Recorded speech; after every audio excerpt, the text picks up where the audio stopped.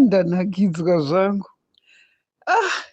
Saka mamusikazive kuti chimama inyoka nai. Manga musikazive. Takazoenda. Tikazonovhura nzira. Hapana akazotiteera. Takazoda. Ndini ndakazoteera nyoka yamabhunu. Ndini ndakazomutambira kuno. Ndini ndakazomupa mari. Ndini ndakazomupa chichi. Ndini ndakamubatsira. Apa ari kutaura nenyoka yamabhunu. Apa ari kumurekodha. Apa nyoka yamabhunu haasi kuziva kuti ari kurekodha. Iyi mukadzi inyoka. Chimama inyoka. Inzwai inini.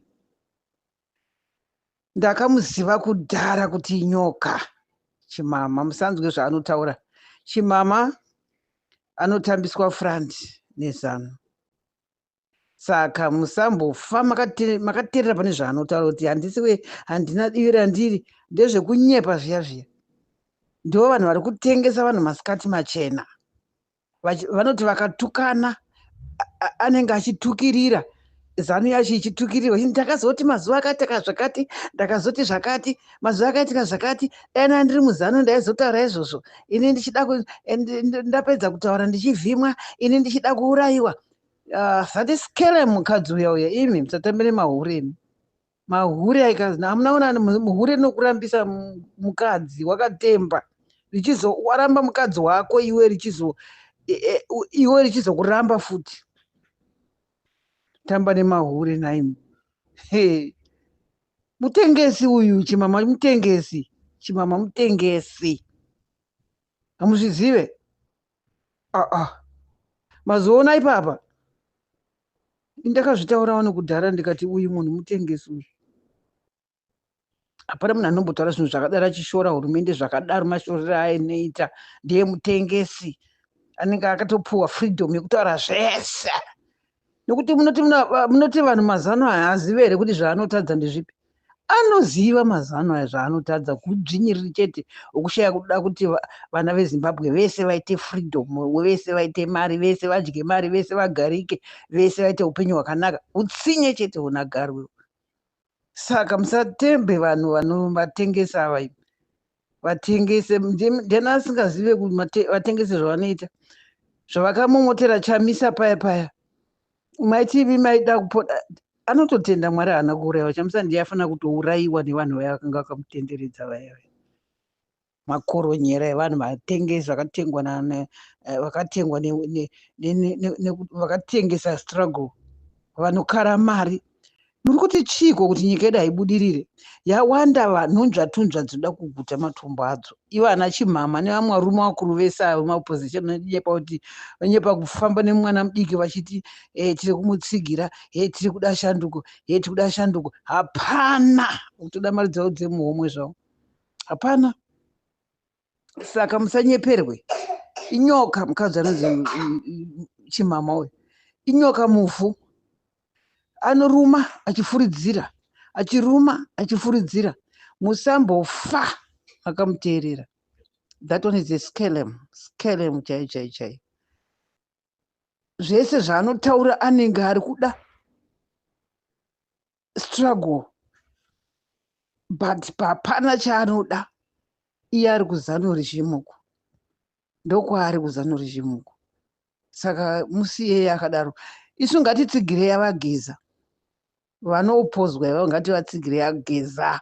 Vakati vari kuda kutisunungura. Geza revolution namabhunu handei navo. Ende hakuna notiturikira. Geza anoya achitaura ega. Uyu anoya achitaura ega mabhunu. Hatidi, we don't want mumwe munhu middleman. We don't want any middleman pakati pegeza revolution. Anoya ega achianaunsa kuti ndiri kuuya nenyuzi nguva 8:30. Saka don't worry. Gambagwe hamuone zvaanoita. Anotaura nyaya dzekuti anomboti bvo. Imbobva mavhura nzeve kuti rikatiende kuchanino kwake.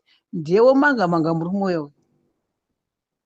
Anotoziva zviri kutotadzwa nezano. Anotozviziva kuti zano inotadza ichiziva. Anozviziva. Saka izvozvo zvaanotamba frandi iye akabereka zano izvozvo.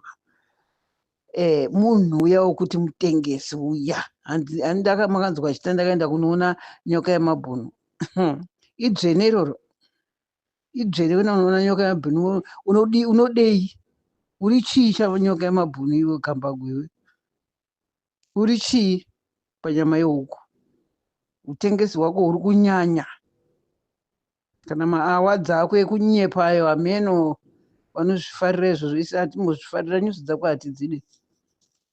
Musiende kune mamwe machanels, hama dzangu, machanels anotaura chokwadi.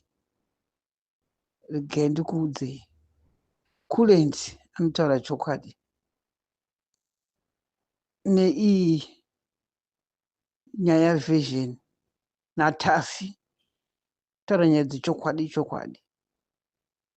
Vanotaura zvavanenge vaverenga ndozvavanotaura, kwete zvinotaura ava zvavanenge vabva nazvo mukati umu. Tazoona vekumusoro, ndazofonerwa navo kumusoro, ndazodinawo kumusoro. Zvakadhakwa zvega zvega zvemusoro wake, zvokutengesa vanhu, zvokutengesa nyika, zvokutengesa vanhu kuti vaurayiwe. Zvakabuda pachena kuti vari kuuraya. Handi makanzwa Geza achiti vaurayi imhondi. ZANU PF iyo rishimu ino vaurayi, varoyi, vatakati. Saka fambai naGeza namanyoka emabhunu, zvimwe zvese zvimusateerere.